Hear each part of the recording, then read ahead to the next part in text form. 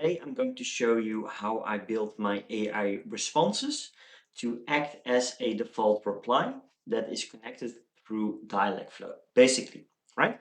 So what I shared with you before I left on holiday was a screenshot of my complete overview. In this overview, I integrated Dialogflow as basically my default reply trigger, but in a little bit of a different setup. The way that I did it is when going towards automation, you will see that I have a default reply, and that default reply is going to be triggered every single time and goes to a subflow, AI responses part 1.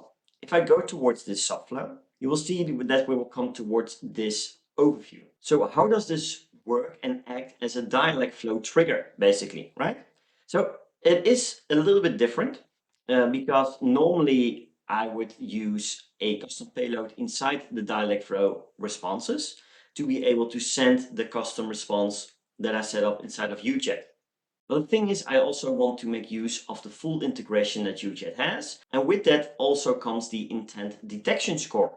So what this means is if we go inside, you will see that the first starting step of this default reply is sending the user's input to Dialogflow. So if we take a look here and open this up, you will see I select my Dialogflow training agent, I reset the context, I enable auto slot filling. So if I have a few questions asked inside that specific intent, I want to ask them first before moving on towards the next step. And in the query text, you will see that I have the user's last text input that I want to send to Dialogflow. This is my text query, and if we go towards the full response tab, we can test this request. So if we test this, you'll get a bunch of data back from Dialogflow. You will see all the sample data, you will see the basically the action or the intent Smalltalk agent bad, right? And we also can map any of these variables. The only thing that I want to basically map are two things. The first thing is the intent display name. And if we scroll down and a little bit up, you will have your display name here. So this is the intent name that you set up inside of Dialogflow. And I also want to have the intent detection confidence. You will have your intent detection confidence score here.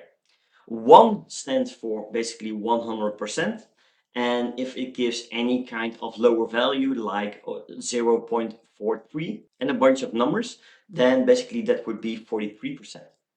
Well, it's really important that we know how confident Dialogflow is in sending the specific intent. So these are the two values that I map. So the intent display name and the intent detection confidence score.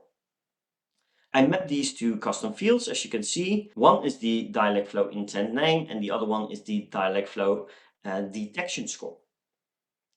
Then the next step inside of this overview will be, I'm going to check with a condition if the detection score, the confidence score of Dialogflow that we just mapped in the action block, is high enough to send the actual matched intent.